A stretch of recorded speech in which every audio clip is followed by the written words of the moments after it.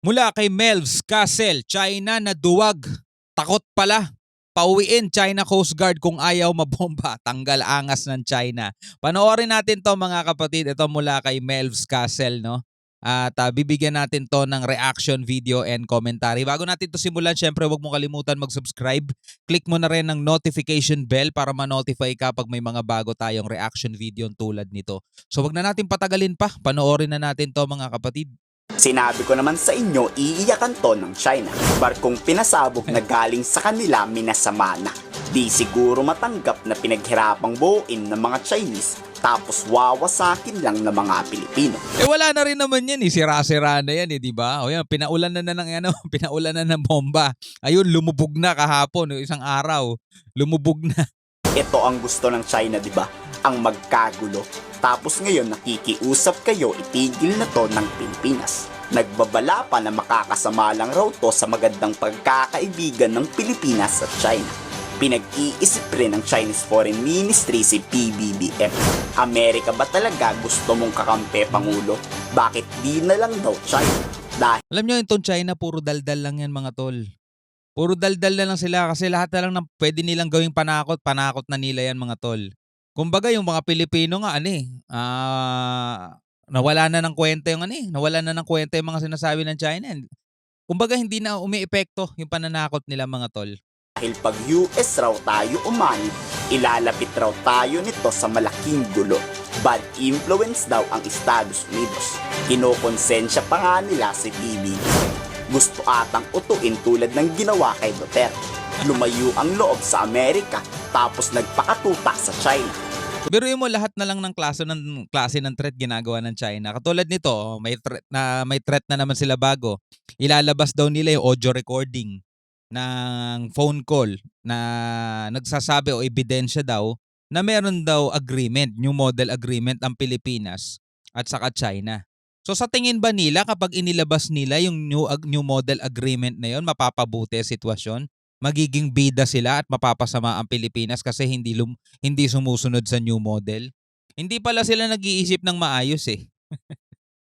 'Di ba? Unang-una, yung mga new model agreement na yan o kasunduan sa kanila, walang ibang pwedeng nilang makasundo dyan kundi ang presidente lang. Kahit na sinong kausapin nila rito, kapag hindi presidente ng Pilipinas ang kausap nila, balewala yun. Mababalewala lang yung sinasabi nilang kasunduan kasi hindi naman presidente ng Pilipinas ang kausap nila. Kahit anong klaseng ebidensya pa ilabas nila, eto pa. Diba sinabi nila ilalabas nila ebidensya ng recording. O, edi ilalabas din nila yung ebidensya laban sa kanila na sila ay lumabag sa batas, nag-wiretap sila. Di ba mga engot mga tol? O, ang mangyayari doon, kapag nilabas nila yung ebidensyang sinasabi nila, ebidensya rin laban sa kanila yon. Kumbaga self-destruction yun eh. At maipapakita na talaga nag-wiretap sila mga tol, ang parusa sa kanila, palalayasin silang lahat. Dito sa Pilipinas, yung mga sangkot dyan, mga opisyal na sangkot dyan sa wiretap na yan. Baliwala na nga yung kasunduan na palayas pa sila. O ganun sila kaengot mga tol. 中方注意到有关报道，对有关动向表示严重关切。我们敦促美方切实尊重他国的安全关切。 We urge the US to earnestly respect other countries' security concerns. Stop stalking military confrontation. Dapat sinasabi rin nila yan sa sarili nila eh.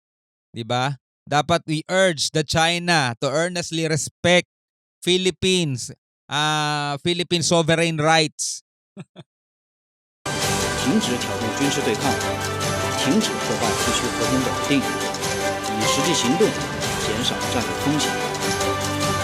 菲方应当清醒地认识到美方此举的真实目的以及迎合美方的严重后果，不要以牺牲自身的安全利益为代价。 The Philippines needs to think twice about being a cat's paw. Yan na naman yung mga salita nila for the US at the expense of its own security interest. Yan na naman. Yan na naman sila. 为我国火中取栗，不要在错误的道路上越走越远。 Totoong nasaktan ang China sa ginawang pagpapasabog sa barko nila. Nakakilabot naman kasi talaga ang pagbomba dito. Unang tumira ang BRP Jose Rizal na nagpakawala ng surface-to-surface missile. Sa kuha sa video, kitang-kita kung papaano na to tinamaan ang likurang bahagi ng barko. Di rin nagpahuli dyan ang spike missile ng patrol warship ng Philippine Navy. Kung may pag-atake mula sa karagatan, di nagpahuli ang pag-atake sa lupa. Gamit dito ang self-propelled howitzer ng Pilipinas. Sabay-sabay tong pinaputok. May umatake rin galing sa himpapawid. F-16 ng US ang may pinakamalakas na pag-atake. Pero di nagpahuli dyan ang FA-15 ng Philippine Air Force na nagpalubog ng tuluyan sa barko. Sa tindi ng tinamong pinsala, agad-agad lumubog ang Made in China. The ability of Barkong gawa ng China, lubog. both the U.S.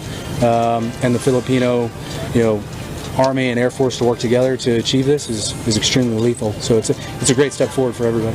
The planning stage, we agreed not to sink the ship immediately so as to give chance to all the participants to use their munitions. We're not really in a particular scenario, but we must be ready for any eventuality that can happen. With or without threat, you should be ready. So it's a deterrence. Tama. Ngayon sabihin ng mga basher na Pilipinong wala tayong kakayahang lumaban sa China. Kitang-kita naman kahit lugi tayo, at least kaya nating pumalag. Di yung gusto ng iba dyan, suko na tayo sa China. Kayo, nagustuhan nyo ba ang ipapalubog sa barko ng China? I-komento sa baba ang yung salo dito. Sinabi ko naman Ano masasabi nyo mga kapatid dito sa pagpapalubog ng mga kasundaluhan ng Amerika at Pilipinas dito sa barkong made in China, mga tol? Alam nyo, minsan nagmumukhang tanga yung China sa mga pinaggagawa nila, di ba? Banta sila ng banta. Halimbawa ito, bago pa man palubugin tong barko na to, in-announce pa lang na gagamitin bilang target practice tong barko. Aba, di ba naggangangawa na itong mga Chekwa. May sinasabi pa nga silang handa silang gumawa ng aksyon na hindi kakayanin ng Pilipinas. Yun ang sabi nila, mga tol hindi naman naawat ang Pilipinas, mga tol. Talagang ipuenesto talaga nila itong barkong to dito sa dagat. Actually, hindi naman sa West Philippine Sea. Nasa territorial waters pa ng Pilipinas to, mga tol. So, ginawa nila, talagang pinaulanan nila ng rocket, mga tol, ng bomba. Ayun, lumubog. Ngayon, eto na. Nag-aano na naman ng China. Pumili daw tayo ng tamang landas. My goodness. Wala talaga, Wala talaga to, mga to. Hanggang hanggang dada lang to, mga kapatid. Bilang isang Pilipino, ano ang masasabi mo dito sa videong napanood natin, dito sa balitang to, o dito sa video ni Melvs Castle, mga kapatid? Maraming salamat sa iyong panonood, at sana syempre huwag mong kalimutan mag-subscribe. Click mo na rin ang notification bell para ma-notify ka pag may mga bago tayo reaction video tulad nito. Hanggang sa muli, maraming salamat sa inyo. Ako nga pala si Shobaldi. Peace out.